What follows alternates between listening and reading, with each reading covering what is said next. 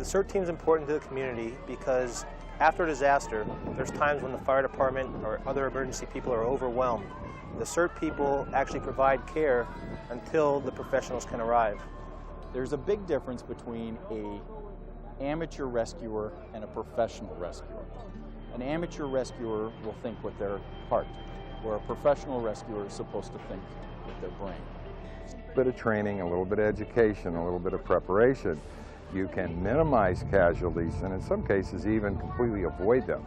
You need to take care of yourself. That's the #1 rule. Take care of yourself and your buddy after a disaster. They just need to know to expect the unexpected.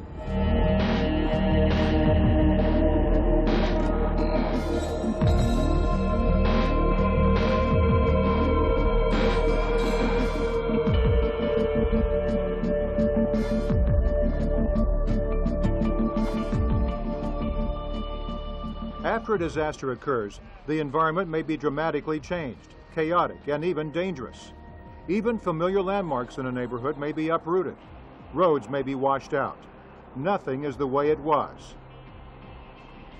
The disaster itself, whether it's an earthquake or a hurricane or a flood or something like that, the event is an ongoing. The event itself may stop, but the danger period doesn't. And very frequently, the hours right after a disaster are as dangerous as the disaster itself. Disasters tend to destabilize the environment, and that makes familiar areas unfamiliar. So it's wise to proceed through the debris of a disaster sort of like someone walking through rattlesnakes, slowly and carefully. I've seen devastation, total devastation. I've seen moderate damage. I've seen minor damage. That's why what we try to do is we try to teach people basics that can be applied no matter what the system or what the problem is. But as powerful and devastating as disasters can be, experts now know that many injuries and deaths occur after a disaster has happened, as inexperienced volunteers rush to help out.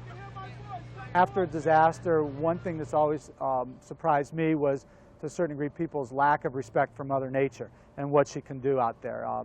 After pretty much some type of natural disaster, things just aren't how they appeared before the disaster, and there are ways that people could get injured out there, whether it's drownings or electrocutions because of down power lines. So you really have to respect Mother Nature both before and after disasters.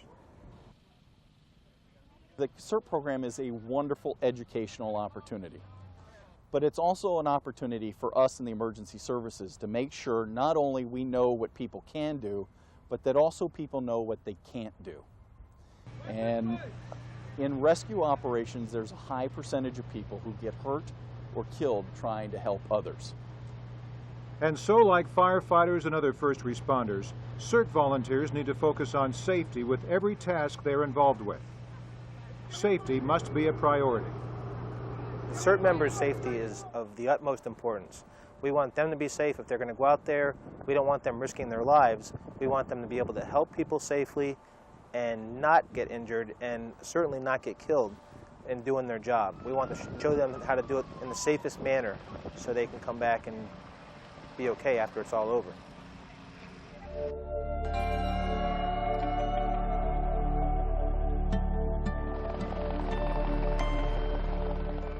Every disaster brings its own kind of hazards. Fast-moving flash flood waters. Fires and lightning can all be dangerous. Hurricanes and tornadoes bring torrential rains and wind. But the chaos resulting from the disasters, like downed power lines, natural gas leaks, washed out roads, hazardous materials, sharp objects, and other flying debris, can often be more devastating and cause more injuries or deaths than the event itself. Moving floodwaters cause many deaths in communities across the country every year because people underestimate the power and ferocity and fast-rising nature of the waters. Second only to fires, floods are the most common and widespread disaster. For example, 6 inches of moving water can knock a person over, and 2 feet of water can float a car. Floodwaters can also become quickly contaminated and may contain all kinds of debris, including raw sewage and toxic waste. For more information on the dangers of flooding, please visit the Turnaround Don't Drown website at the address shown here. A hurricane or tornado can cause massive destruction to buildings, homes, and even automobiles.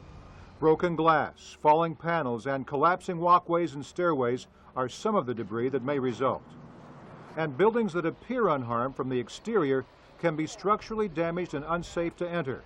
Utilities may be damaged or shut off.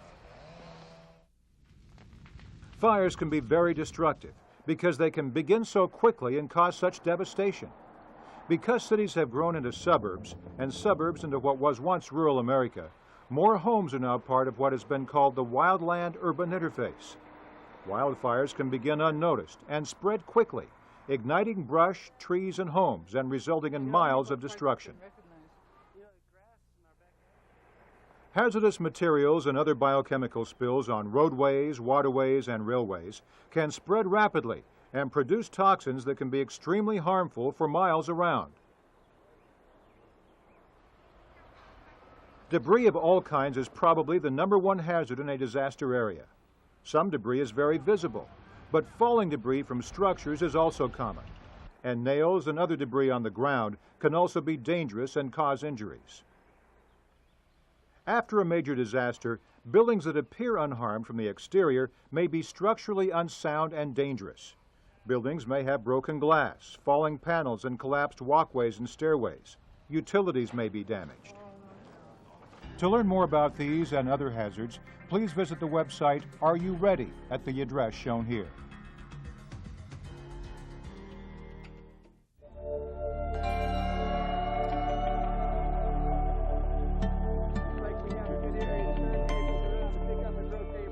Over the years, experts have learned that wearing the right kind of gear in a disaster area is essential for safety. CERT members should wear their protective gear for safety in the after-disaster environment.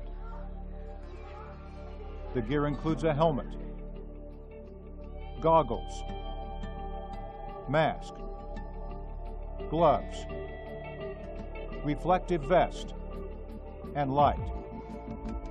CERT workers are encouraged to wear work gloves to protect their hands from debris.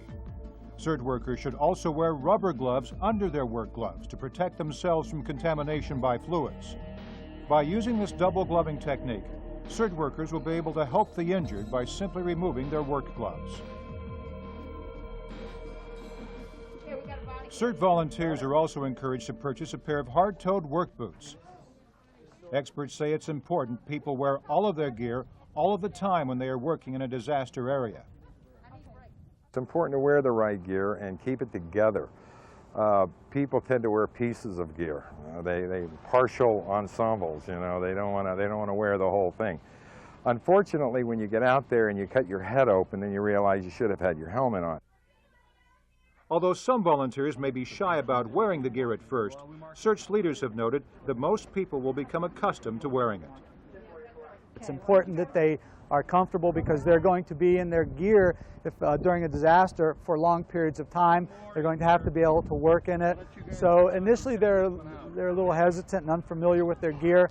By the end of our course and any CERT course, they're very comfortable with working with the helmets and the gloves and the masks and things like that. CERT volunteers may also want to add to the standard equipment. Bring your backpack or go kit with you when you leave your house or apartment.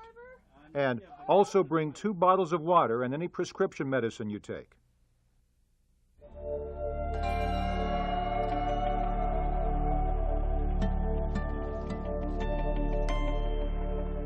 Depending on where you live in the country, you should prepare for the kinds of potential disasters that are most common in your area. You should also have put together a disaster supply kit for your home, automobile, and workplace. The disaster supply kit should include water, food, medical supplies, first aid supplies, important documents, and other basic supplies.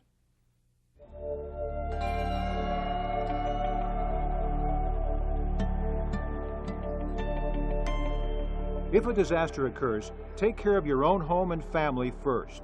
See what damage has been done to your home or apartment. And make sure everyone is safe before you venture out into your neighborhood and community. When you come out of your house, you keep track of your own family members. It's not a good time to let the dog and the kids loose. You keep everybody where they're at until you find out what you're dealing with, and you proceed carefully.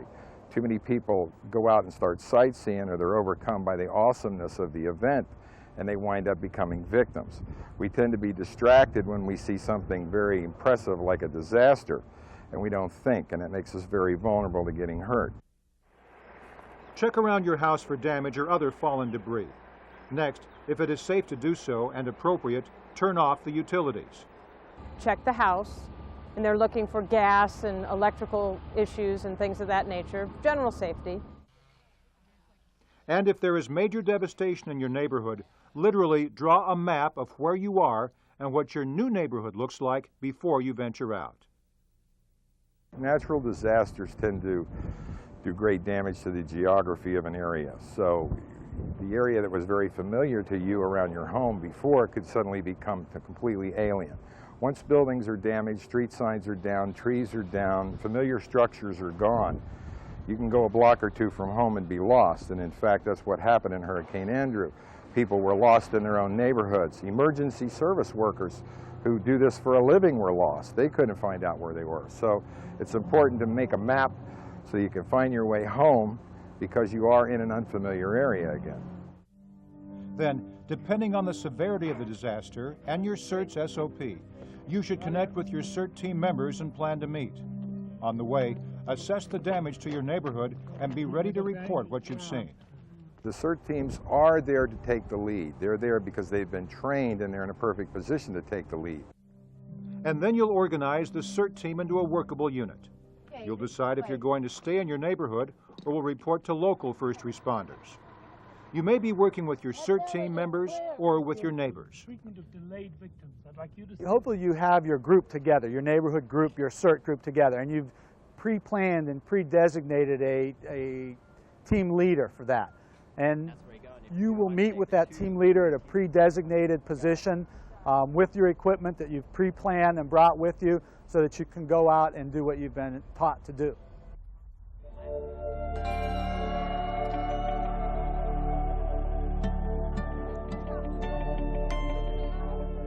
There is no one formula for how a CERT team will organize itself or work together. Ideally, the team will have organized itself previously, but because this is a volunteer group and because disasters are not planned events, the group membership may change. So, CERT team members are urged to improvise, adapt, and overcome. However the CERT team comes together, someone must serve as the leader. Once they mobilize their CERT team, they put somebody in charge, and it's up to that person to remain in charge and to give orders. And without that, it's going to be chaos. In some situations, the CERT team member may become the leader in the neighborhood during a disaster. This is that treatment area. Now, this area A good scenario would be, let's say that there was no other CERT people around, but you were the only person that was trained, and you had to use other neighbors that had no training. You would automatically become the person that was in command, because no one else knows what you're trying to do. So they could utilize people that don't even have CERT training and be in charge and tell them what to do and tell them how to be safe. And we do stress that in the class as well, to utilize other people, utilize your neighbors, utilize people that haven't been there, and it just gives you more hands, more people to help out in the situation. Everybody that takes a CERT program potentially could be a team leader. Now, some people are more prone to do that, and that's fine. So team leaders are either pre-selected or selected at what we call the staging area to take a group or a team and perform a certain mission. It may be to help at the treatment area. It may be to do a search of a neighborhood. It may be to turn some utilities off. Maybe even to fight a small fire with extinguishers. And though people sometimes are not confident about their abilities, experts say that everyone can play a role in these difficult situations. A lot of people will say to me, I can't do this work. No one will listen to me. When people are scared, when people have had something happen to them where they need help, maybe they don't tell you they need help, but you know they need help, people will respond to you. As long as you're clear, as long as you are being understood by them, they'll listen to you, and they'll allow you to guide them in certain directions. Will you run into speed bumps or difficulties along the way? Sure, but are there ways to overcome it? Improvise, adapt, overcome. After the CERT team members meet together and become organized, wherever they go and whatever the job they are doing, they need to assess the situation they're in or do a size-up. The size-up is the same approach used by other first responders like firefighters to make sure that a systematic approach is used when dealing with a dangerous and unpredictable environment. The steps involved with the size-up are: gather facts, assess and communicate the damage, consider probabilities, assess your own situation, establish priorities, make decisions, develop plans of action, take action, evaluate your progress. Secondly, we talk about size up, and that's the idea that you look before you leap. You don't just rush into things. You go out, you look, you think your way through things. You're in an unfamiliar environment, even if it's your own backyard. So you go out and you pay attention. If you find someone who's injured, it's wise to stop and look at why they got hurt before you rush in. For example, if someone was electrocuted and you rush in to help them, you may wind up being a victim also. The house that looks normal, you walk in, but there's a hole in the floor. The smell of gas, the sound of gas escaping into this enclosed area. You walk outside to take care of utilities and you can't. This is a hazard. Back away, put some tape up there, keep other people from that. There are always hazards to be alert. Overhead wires, can they come down? Treat every wire like a live wire, move around it, tape it off, or put a rope around it. There's always hazards. Things change, so we constantly look, because things can shift, things can move. You have to size up your situation. That's the terminology we use. They do a good size up, they check out their scene before they go in. They don't want to rush into a situation because we might have somebody, let's say, injured in a vehicle. But if there's an electric line across the vehicle, then again, we're going to have more patients. They're going to be a patient. They're becoming a patient themselves. We don't want that. If you give a good size up before you start to act and think before you go in there, you have a better chance of staying safe. CERT team members are always encouraged to take care of themselves and be safe above all else. Basically, the instruction here to people is that, as curious as you may be to see things, be very careful where you go. There is no reason to enter a damaged building unless something vital is going on there. Light damaged buildings should be entered very carefully. Heavy damaged buildings should be avoided at all costs because of the danger involved there. There needs to be a reason why you stick your neck out. There are situations like with electricity. People tend to believe that when the power is off from a disaster, it's off everywhere. We fail to understand that it is the power company's mission to keep power on, not keep power off. So many systems are developed in the grid systems to keep the power running. Well, these can work against us when power goes out, so we have to assume all lines are charged. There are many electrocutions after disaster situations, and so that's a big problem for us. Seasoned first responders always work with a buddy, and CERT team members are also strongly urged to follow this safety practice. And we teach the buddy system, so you always want to have at least one other person there. And really that's for accountability issues. If, God forbid, you and I are working and we're searching a building and I go in by myself or we go in together and something happens, there's no way that anyone will know that we need help. And it's really accountability and safety, because we don't want to become part of the problem, we want to be part of the solution. Going off alone is a recipe for trouble. So we advocate the use of the buddy system, always being with somebody so that if something happens, somebody can go for help. Two pairs of eyes are always better than one. One person sees something that the other person doesn't see. The buddy system has always been there. We use it. Everyone should use it.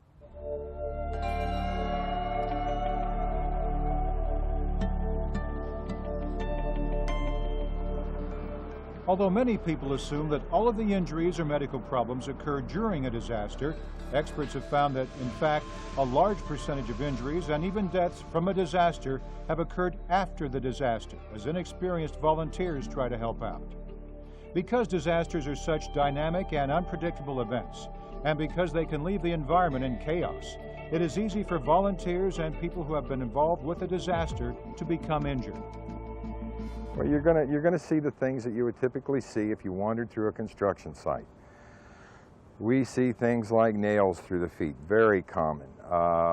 Injuries from glass, lacerations to feet, a lot of hand lacerations, people reaching down and digging through things and getting cut on sharp metal and sharp objects. A surprising number of eye injuries and head lacerations because people don't really see they look down but they don't look up, and there's a lot of debris hanging down.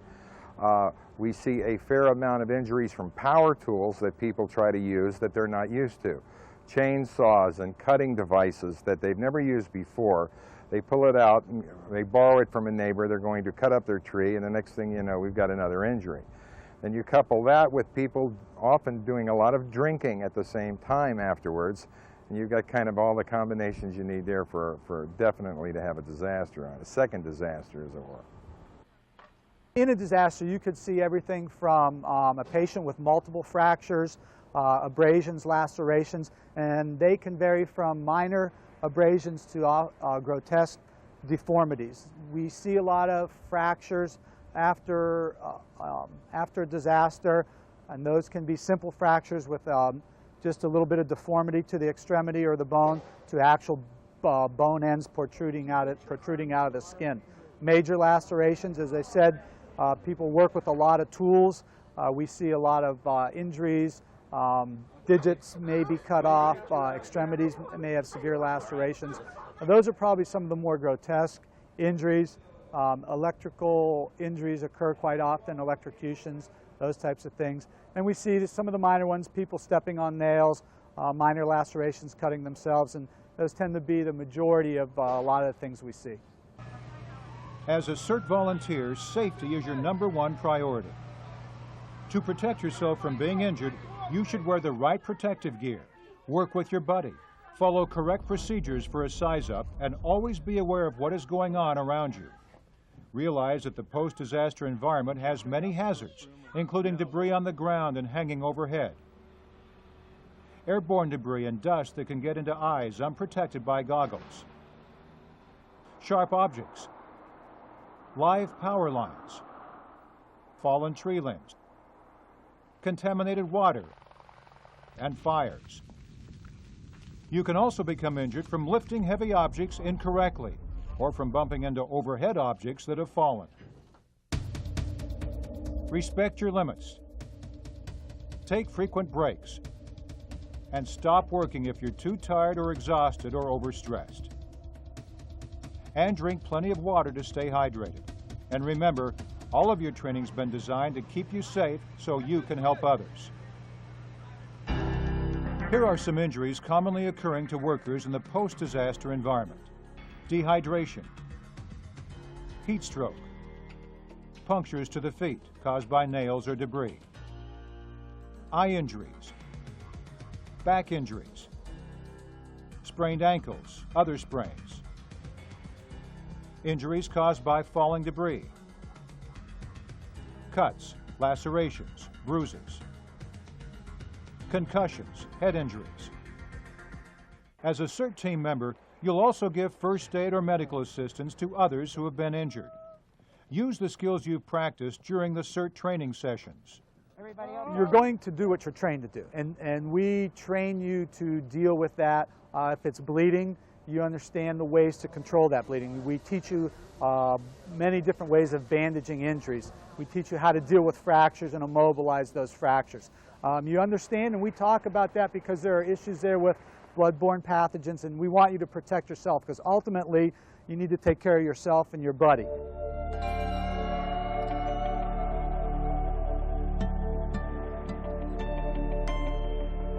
After a disaster has occurred, the landscape changes. Homes and neighborhoods may be in shambles. The normal landmarks in the neighborhood may be gone, and neighborhood animals may be homeless or traumatized. While neighbors and volunteers may want to take care of stray animals, experts issue a note of caution. When you come across an animal that's stressed out or traumatized, oftentimes they're going to shy away from you. There's going to be a look of hesitation, and whenever you see that, it's key to understand that that dog may bite out of fear, or that animal may bite out of fear. If ever an animal isn't walking right up to you friendly, I would suggest making sure that someone with appropriate equipment is called in to handling that animal. If you see a stray dog or a cat, note where it is. A lot of times you're not going to have street signs and things of that nature, but do the best that you can and report that information to the animal control authorities that are going to come into the area and start working it. Animal control experts know from experience that it is best to be cautious when dealing with an animal that you don't know, because after a disaster, they may be traumatized and act out of fear. What I would suggest is don't try and read the animal. Just because its tail's wagging doesn't necessarily mean that it's happy and friendly. Most aggressive animals, police canine for example, you know, whenever you see them being aggressive, their tail's going to be up, their ears are going to be up, their tail will be wagging. All indications are, you look at them from a distance, that looks like a happy dog. But if you run into it, you find out it's not as happy as you thought. Good boy. And if a cat or dog bites you, it can be very serious. Got him. Animal bites are very serious. Typically you'll deal with dogs and cats, and any animal carries bacteria in its mouth. When it bites you, the bacteria is put into your body. Cats carry a high rate of bacteria. Infection can spread very quickly. Wildlife also. If you're bitten by a raccoon you're trying to help, you could get rabies, or you have to go through a series of rabies shots.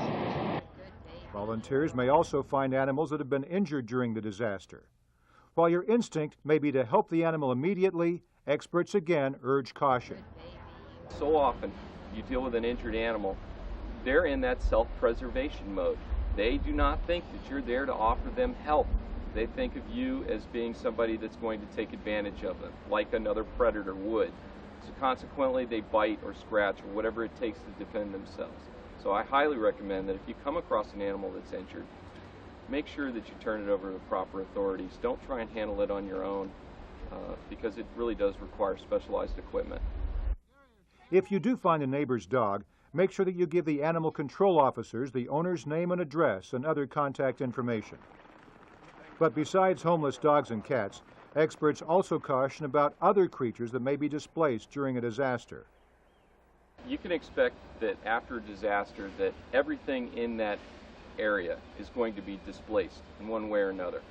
And you know, you've got a lot of water issues, so you're going to have tidal flow that may bring animals from a different area into your area that you wouldn't normally see. So whenever you're doing any type of work, you've always got to keep it in mind that there could be a venomous snake you know, underneath that piece of garbage that you would take for granted as being there's no harm here. So yes, you definitely have to be on the lookout for things that might not normally be there. After a disaster, you can also expect that animal control officers from throughout the state will volunteer their time. You may also work with a variety of rescue groups that are helping to place animals in shelters while they wait for their owners to return.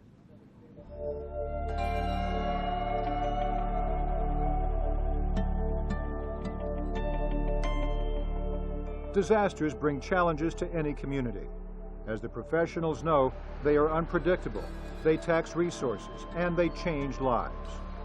As a CERT volunteer, you've been introduced to strategies and techniques that can help your neighbors and your community. The best thing you can do to prepare for a disaster is train, and then train some more.